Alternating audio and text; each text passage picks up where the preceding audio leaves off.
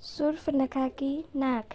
अपने वनवास के अंतिम वर्षों में श्री राम, लक्ष्मण और सीता दंडक वन में गोदावरी नदी के किनारे पर पंचवटी स्थान पर अपने रहने के लिए कुटिया बनाते हैं और वहीं पर अपने वनवास का बाकी समय बिताते हैं।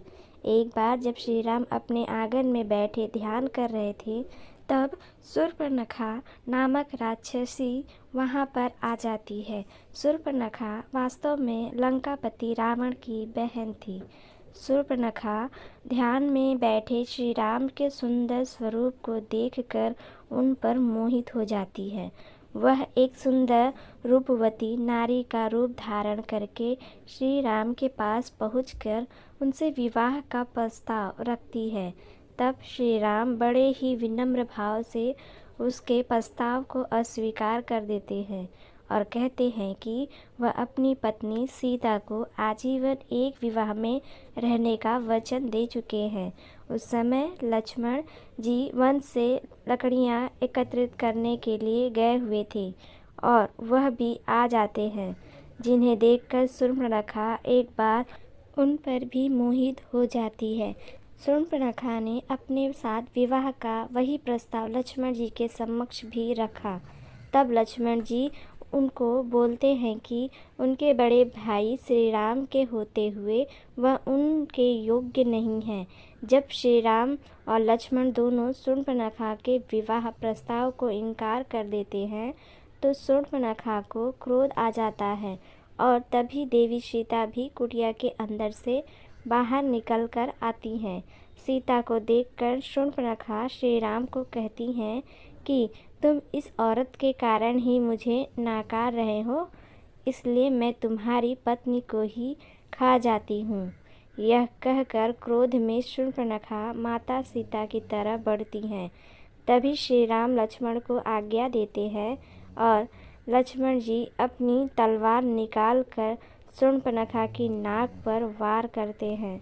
लक्ष्मण जी के तलवार के वार से शूर्पणखा की नाक कट जाती है और वह रोते हुए वहां से चली जाती है। अपनी कटी हुई नाक को लेकर शूर्पणखा अपने भाई और दंडक वन के उस समय के असुर राजा खर के पास पहुंचती है। अपने भाई खर और दूषण के पास पहुंचकर शूर्पणखा न्याय की दुहाई देते हुए रोने लगती है। अपनी बहन को रोता हुआ देखकर राजा पूछते हैं कि उसकी यह दशा किसने की है। तब शूर्पणखा रोते हुए खर को बताती है कि श्री राम और लक्ष्मण नाम के दो युवक गोदावरी नदी के किनारे अपनी कुटिया बनाकर वहां पर रहने आए हैं। उन्होंने मुझे अकेले पाकर मेरा अपमान करने की कोशिश की, इसीलिए आप वहां जाकर उन दोनों से मेरे अपमान का बदला लीजिए। उनके साथ एक सुंदर नारी भी है जो कि राम की पत्नी है। अपने बहन के अपमान का बदला लेने के लिए खर और भूषण अपने 14 राक्षसों को एक साथ भेज देते हैं और कहते हैं कि जाओ, पंचवटी में बनी हुई कुटिया का तिनका बिखेर डालो और उजाड़ दो। असुर खर के 14 सैनिक एक साथ पंचवटी की तरफ जाते हैं। वहां श्री राम पहले से ही उनका इंतजार कर रहे थे, क्योंकि उन्हें अंदाजा था कि शूर्पणखा अपने अपमान का बदला लेने के लिए अवश्य किसी न किसी को भेजेगी। 14 असुर एक कतार में उनके सामने आकर बोले कि दंडक वन के राजा खर का आदेश दिया है कि तुम दोनों भाई हमारे राजा की शरण में खुद को समर्पित कर दो तथा तुम्हारे साथ जो सुंदर औरत है उसे हमारे राजा की सेवा में उपस्थित करो।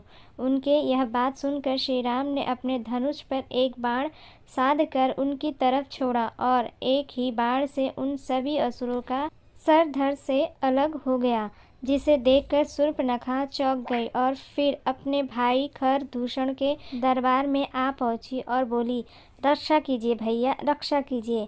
आपके भेजे हुए 14 असुरों को उस राम ने अपने की बाण से मार डाला। यह सुनकर खर दूषण समझ जाते हैं कि श्री राम लक्ष्मण कोई साधारण मानव नहीं है। वह अपनी सेना लेकर खुद ही श्री राम लक्ष्मण से युद्ध करने के लिए चल पड़ते हैं। पंचवटी पहुंचने के बाद खरदूषण श्री राम लक्ष्मण को ललकार लेते हैं।